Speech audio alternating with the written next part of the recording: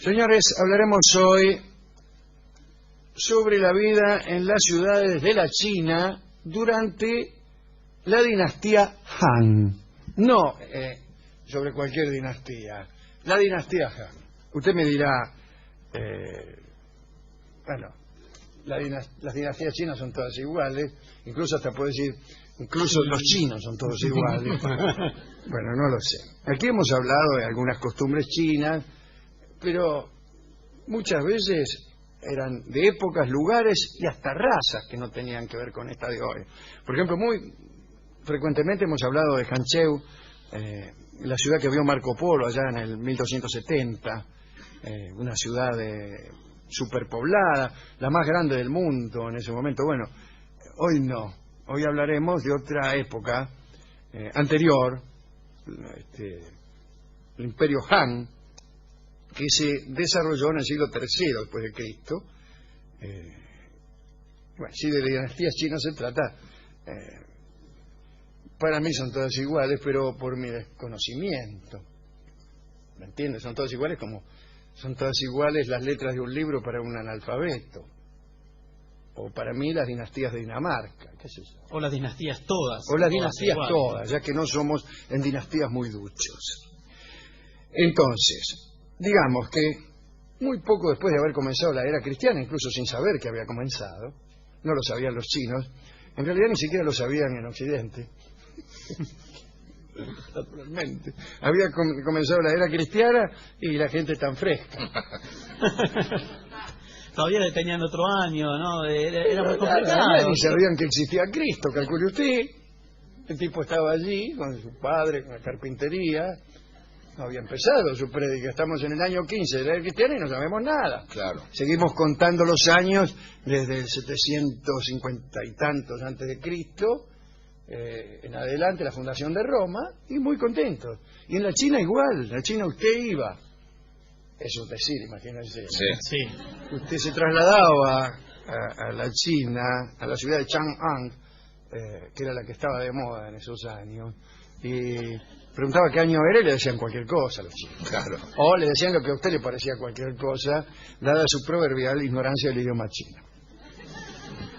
Problema tenían los que, por ejemplo, cumplían 17 en el año 12, ¿no? A partir de... Efectivamente, cristiana, ¿no? Efectivamente, por suerte que no habrían vivido 3 o 4 años. Imagínense si hubieran sabido la cantidad de giladas que se hubieran dicho. Ahora empezamos a contar para adelante, nene, etc. Por suerte estaban en total ignorancia. En esa época, más o menos cuando nació Cristo, un poquito después, hicieron un censo en el Imperio Chino.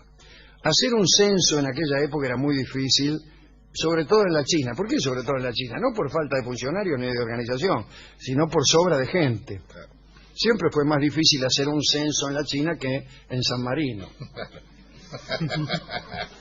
Bien. Este censo del imperio, cuyas cifras tengo aquí, recién llegadas. Las terminaron ahora. Las terminaron ahora.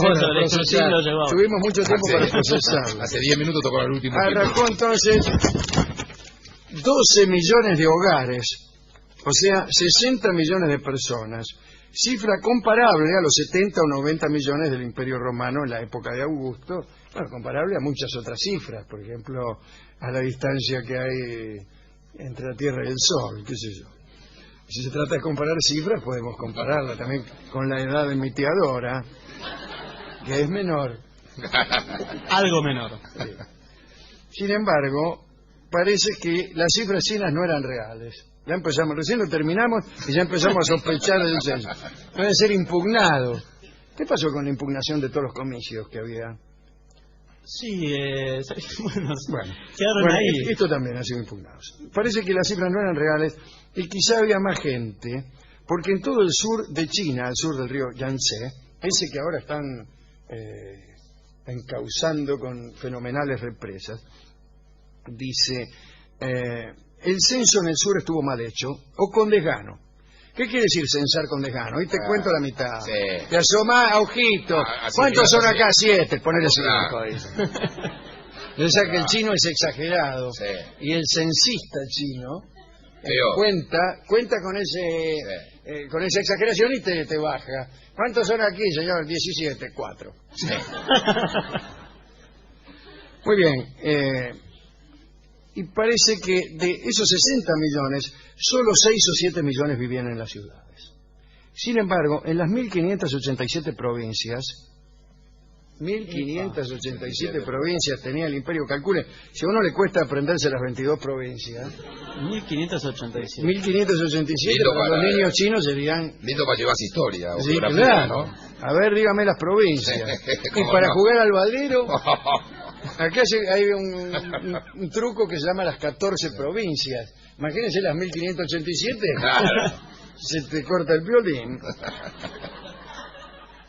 Bueno, el caso en que en cada una de estas 1.587 provincias había al menos una ciudad, que era su centro administrativo. Si bien las populosas provincias del norte tenían varios centros urbanos, la mayoría de las provincias tenían unas ciudades muy chiquitas, 100, 200 chinos. Las dos capitales del imperio Han eran Chang'an y Luoyang, y tenían una población de alrededor de Chang'an era más grande, tenía 250.000 habitantes, y Luoyang 125.000. Las calles de estas ciudades, atención,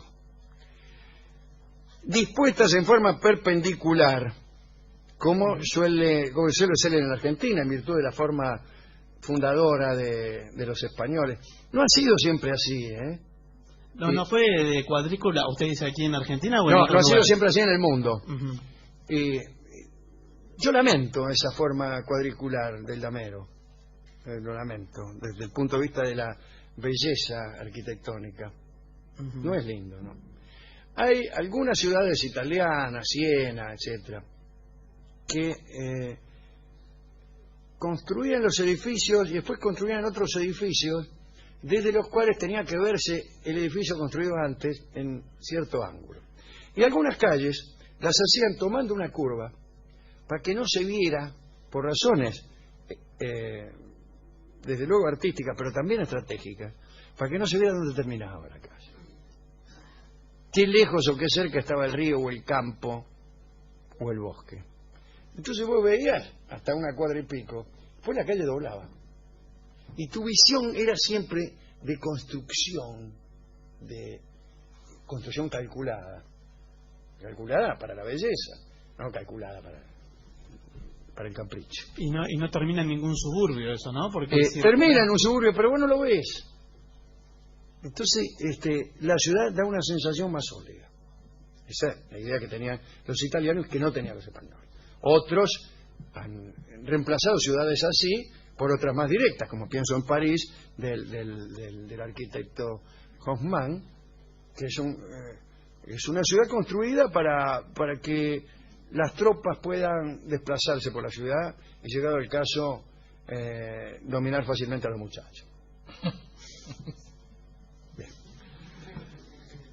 El caso es que las calles de las ciudades chinas, o de estas de Chang'an y Luoyang, estaban dispuestas en forma perpendicular. Dividían una área circundada por una muralla gigante de 25 kilómetros de largo, y estaban divididas las ciudades en varios barrios, subdivididos a su vez en los llamados li, que eran distritos pequeños. Había 160 distritos en Chang'an, y cada li estaba rodeado de una murallita, también de una pequeña muralla. Los chinos siempre estuvieron fascinados por la muralla. Hicieron la inmensa muralla china, la mediana muralla que rodeaba la ciudad y la pequeñísima muralla de los li. Cada uno de los 160 li tenía su muralla, y en cada murallita había una sola puerta. Los habitantes de 2 distritos vecinos solo podían comunicarse por esa puertita. Ahora bien, esa puerta te la cerraban a la noche, te la cerraban. Y no podías pasar de un barrio a otro por la noche. Para anunciar la apertura de la puerta, tocaban el tambor. Para cerrar, me imagino que también. Sí. Ya que tocan cuando te abren, pues tocame cuando te cierran. Claro, ya que compramos el tambor. Sí, pero ¿sabe qué? Ahora estoy pensando, por ahí usted está abriendo y a mí me va a parecer que cierran, o viceversa, y arma una confusión mejor. Supongamos una trompeta y un tambor. Ahí está. Ahí está. Cuando me la cierra, toque el tambor, y cuando me la abre, me toca la trompeta, por favor. Como hace Gillespie. Muy bien. Los habitantes que por ahí estaban visitando a un pariente en un distrito lejano y lo chapaba la noche, tenían que quedarse a dormir ahí, muy a menudo, porque les era imposible atravesar las distintas puertas luego de la caída del sol.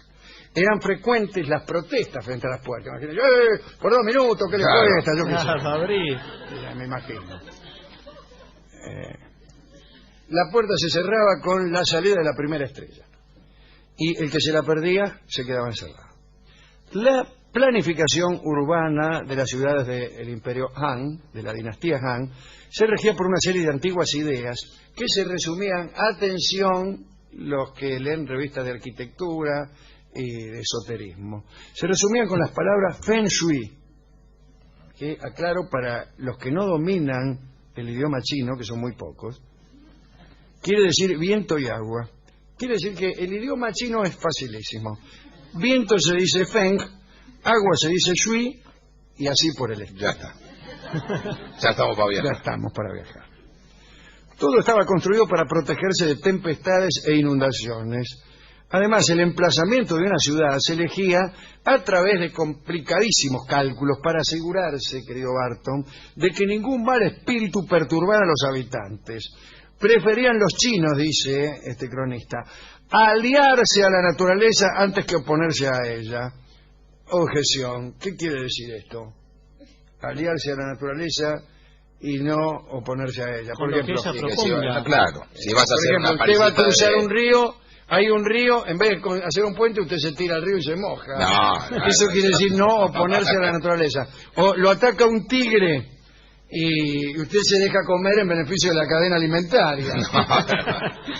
No, pero imagínese que hay que hacer, por ejemplo, ellos que utilizaban tanto el mimbre o ese tipo tiene que hacer, no lo van a poner contra el viento. O sea, ponelo para que el viento raspe y no se caiga. Eso debe ser eso.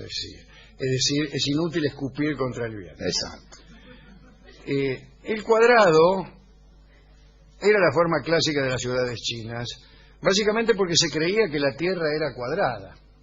Qué curioso que los españoles también hayan elegido el cuadrado, siendo que ya no se creía en esa forma. En cambio, los chinos creían que el cielo era redondo, lo cual me imagino produciría enormes desajustes en los bordes del horizonte. Claro.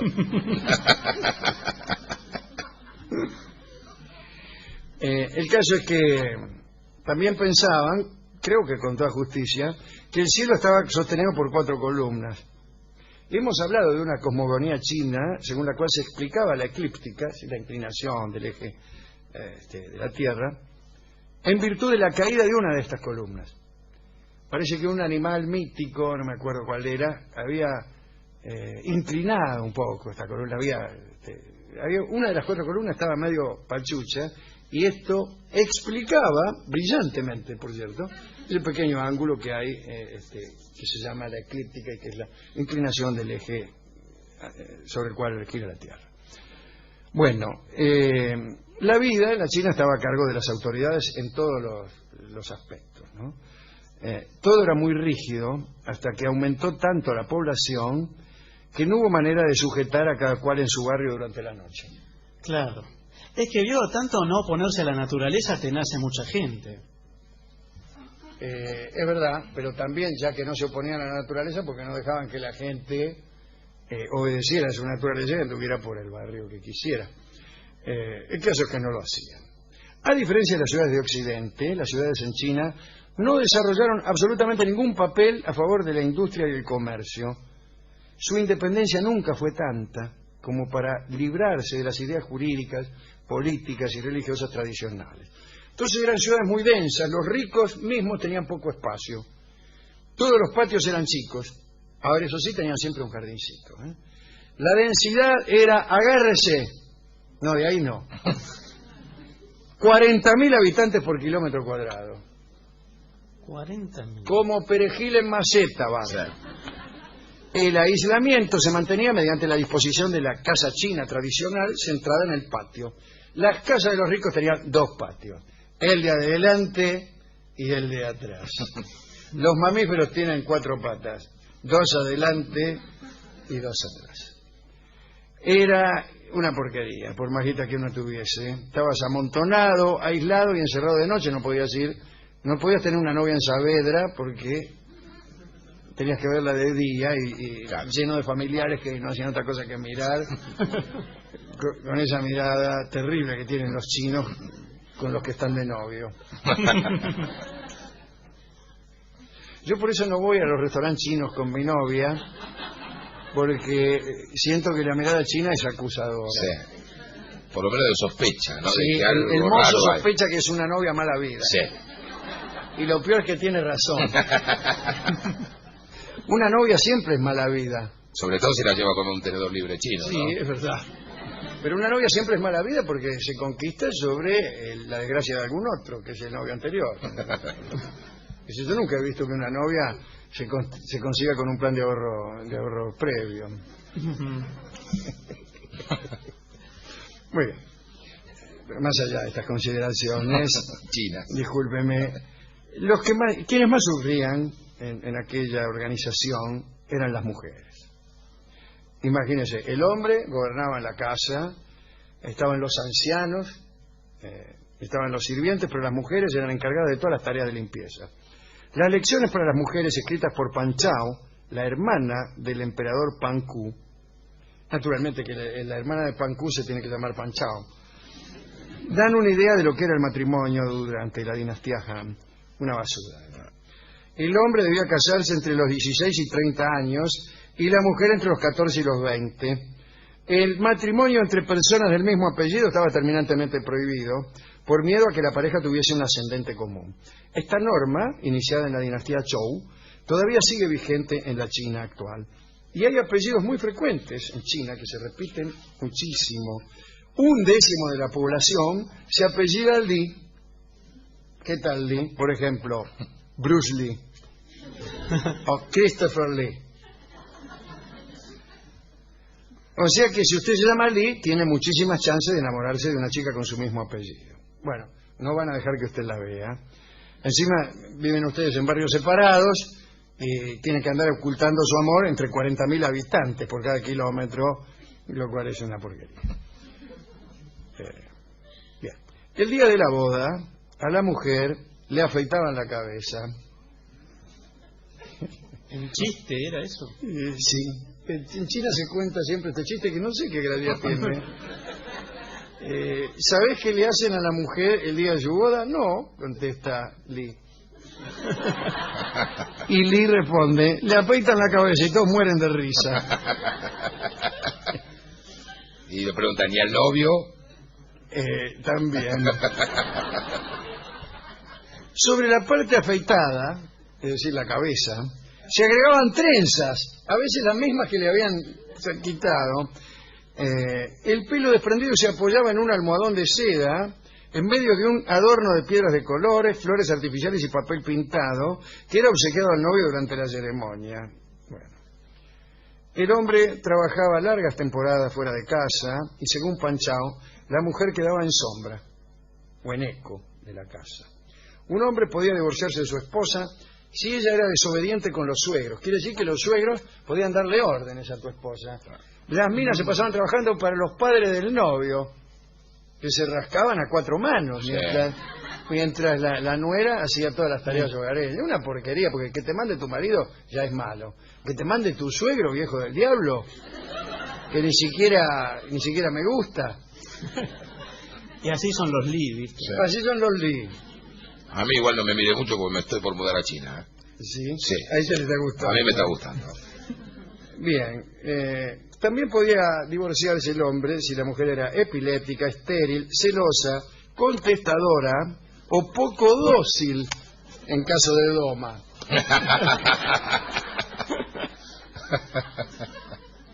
Pan Chao escribió: el respeto y la sumisión son el único sostén de la mujer. No crea.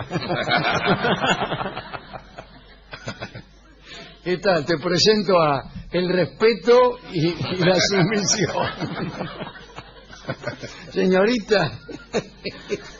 Con ustedes el respeto respeto. y la sumisión. Bueno, una mujer deseosa de conservar su matrimonio no debía disgustar nunca a los padres del marido, como ya he dicho. Incluso la viudez tampoco significaba la libertad, porque seguías, disculpaba que te diga, sujeta a tu suegro. Sí. Si moría tu marido y te empezaba el suegro a mandar a Sí. limpiar el baño cada 5 minutos. A veces la amenazaban con nuevos matrimonios y ella no podía negarse, salvo que entrar en un retiro espiritual que era todavía peor, ¿no? Las concubinas no eran consideradas parte de la familia, tenían un estatus menor, etc. Dentro de las labores de la casa, fuera de las labores de la casa, hablaré de los pies de las chinas. Papá, todos hemos oído esos rumores, que se vendaban las patas. Bueno, primero eran muy hábiles para mover los pies, de tal modo que podían tomar del suelo, con las patas, los objetos más pequeños, como si lo hicieran con los dedos de esta mano. Claro. Es decir, la mujer china tenía mucho que hacer en la casa, pero por suerte se ayudaba con las patas. Claro. Claro, porque mientras con las manos, por ejemplo, limpiaba el baño, con las Con la patas otra, te tejía un pullover. Claro. Alcánzame la aceituna, ¿no? Claro. Pero, en otro orden y por cuestiones estéticas, le rodeaban los pies con vendas empapadas en aceite. Les doblaban el dedo grande del pie y se lo volvían hacia abajo. Cada mes le apretaban el vendaje hasta que cuando la mujer llegaba a la adultez, los pies no eran mayores que el tamaño de un puño. Eso estaba bien visto. Se enamoraban de eso, como Rolón. Qué lindo pie. Qué lindo pie. En la legislación de la dinastía Han, las penas para la mujer eran gravísimas, según se ha visto. El adulterio significaba la muerte de los dos culpables sorprendidos infraganti. Si te sorprendían infraganti es una palabra que... un giro que denota lo que uno acaba de ver. Los vi infraganti. Y uno se imagina que efectivamente estaban haciendo algo parecido a infraganti. Aquí estamos, infraganti. Che, ¿qué te parece si vamos a tu casa y después infraganti?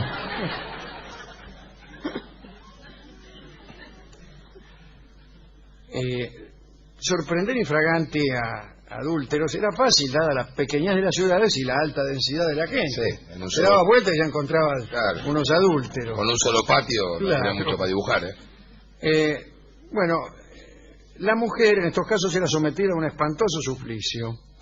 Dentro de una bolsa guardaban unas cuchillas. Cada cuchilla llevaba la inscripción de la parte del cuerpo donde debía ser aplicada. Entonces el verdugo iba pelando las cuchillas dentro de la bolsa como a la lotería. Claro. Decía, La que te toca, te toca. el ojo.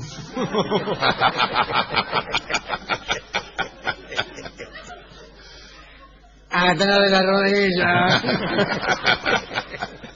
Qué lindo para reemplazar al barquillero en la playa, Sí, ¿no? también. Con las cuchillas. ¿Quién quiere jugar? Muy bien.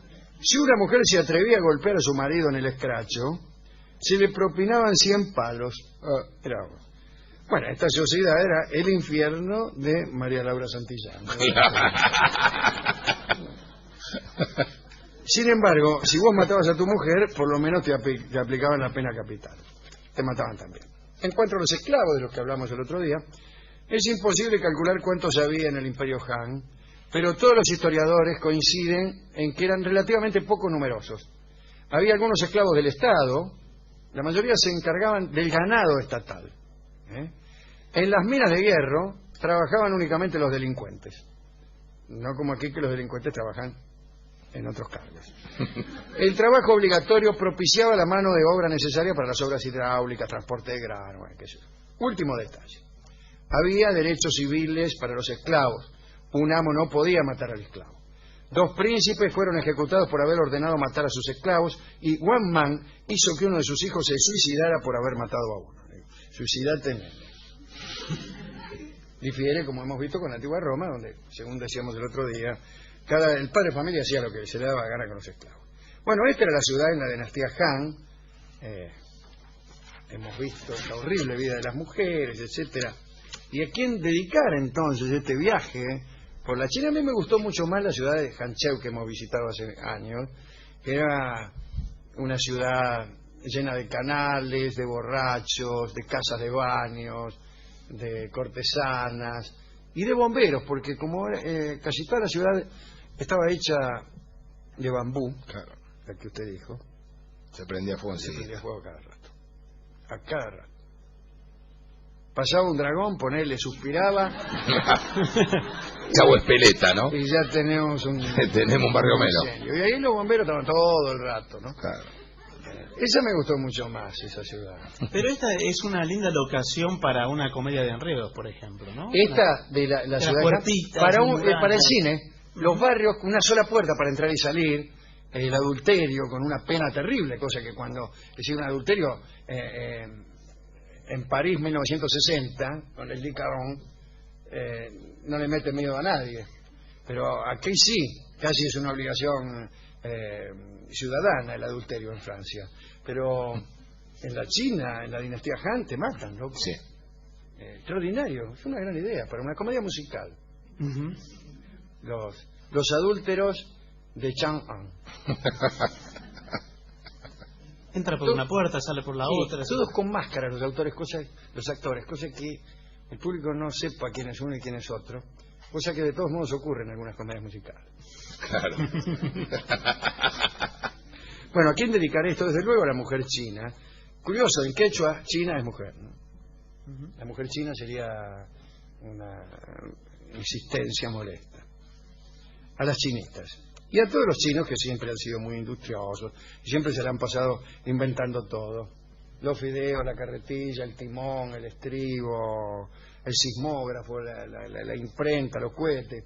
Los cohetes. Los cohetes. Yo cuando llega Navidad y empiezo a tirar cohetes, Se acuerda de los chinos todo me el tiempo. acuerdo de los chinos. El viaje de Marco Polo a la China, cuando se encontró, ni siquiera con los chinos, se encontró con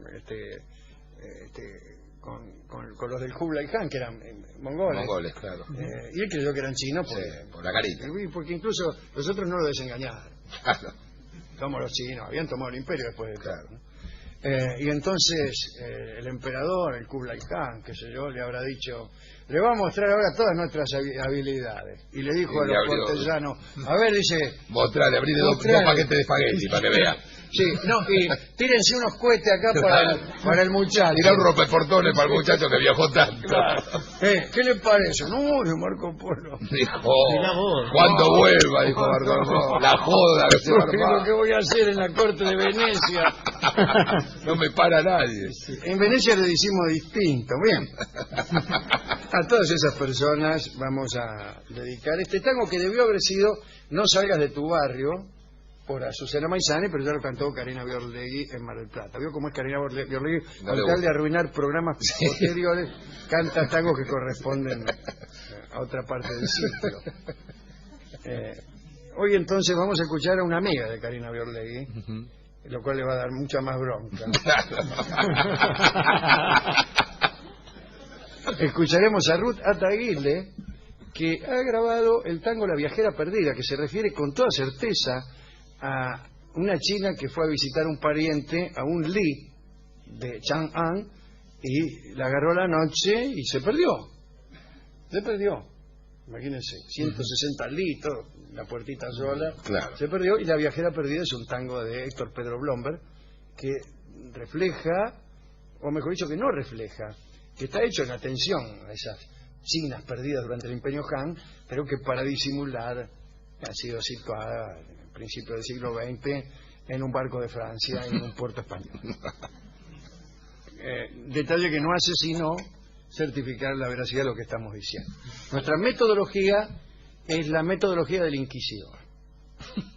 El inquisidor trabaja así, como hemos dicho alguna vez aquí. Te hace una pregunta. Por ejemplo, recitame los 10 mandamientos. Si vos los recitas es porque el diablo te lo sopla. Claro. Y si vos no lo sabés es porque el Sos diablo pecador. te impide recordarlo. Claro. De manera que no hay manera De esa parte. de El escapar asunto. de nuestra lógica. Claro. La lógica del inquisidor se aplica no tanto en la Inquisición, ahora, sino infinidad de foros de psicóticos, neuróticos, etcétera, que están ahí interrogando personas para ver, para sacar conclusiones. Mejor dicho, no para sacar conclusiones, sino conclusiones que ya tenían ellos, para sacar conclusiones que ya traían sacadas de la casa. Entonces, el procedimiento intelectual es ese. Claro. Siempre es. Si, por ejemplo, analicemos una situación histórica, la gestión histórica de una forma de manejar el Estado. Si esa gestión fracasa, es porque efectivamente, tal como venimos, teníamos razón cuando decíamos que el camino era muy duro. Claro. Entonces justifica la matanza de 1 millón de personas. Y si tiene éxito, desde luego tiene éxito. O sea, no hay manera de que el inquisidor y el que tiene ese procedimiento en general, el procedimiento denunciado por Karl Popper, un eminente epistemólogo, no hay manera de fallar así, porque ocurra lo que ocurriere, esas, él les llama pseudociencias, se encuentran un caso justificado. ¿Qué pasó esto? Ya lo decía. Pasó lo del otro, se murió el enfermo. Ya lo decía yo también. Dice, ¿cuál es la forma, querido amigo Freud, de falsar, de refutar su teoría? No hay. Lo que no quiere decir que el psicoanálisis no haya conseguido extraordinarios resultados. Claro. Pero Popper decía, no lo digo yo, no digo nada. No, si no, citar de memoria y mal, cosas que han dicho otros. Para eso hacemos un programa. Popper decía, bueno, eso no es una ciencia, claro. Y todo lo que sucede viene a convalidarlo, entonces no hay manera. La falsación de la que hablaba Popper era descubrir algo que si ocurría, y vos te arriesgabas, tomabas riesgos, era que lo que vos decías no era cierto. Por ejemplo, la famosa teoría de la relatividad, convalidada por un famoso experimento de Arthur Eddington. Bueno, era un riesgo. Einstein decía, bueno, yo digo esto, y si esto no es verdad, tendría que suceder esto. Ahora, si yo digo esto, y cualquier cosa que ocurra, no hace sino demostrarlo, entonces no es una ciencia. Decía Popper, yo no digo nada. Demostrado entonces la pertinencia del tema musical, sí, tenemos la certeza. Merced a una elaborada sucesión de citas incorrectas todas, llegamos a la 1 de la mañana y comprendemos que no podemos escucharlo. Entonces vamos a hacer un experimento para ver si era verdad. Vamos a meditar durante 5 minutos, vamos a escuchar el noticiero y después, si verdaderamente captamos que La viajera perdida por Ruth Ataguile es un tango dedicado a los chinos, lo oiremos. Y si no, no.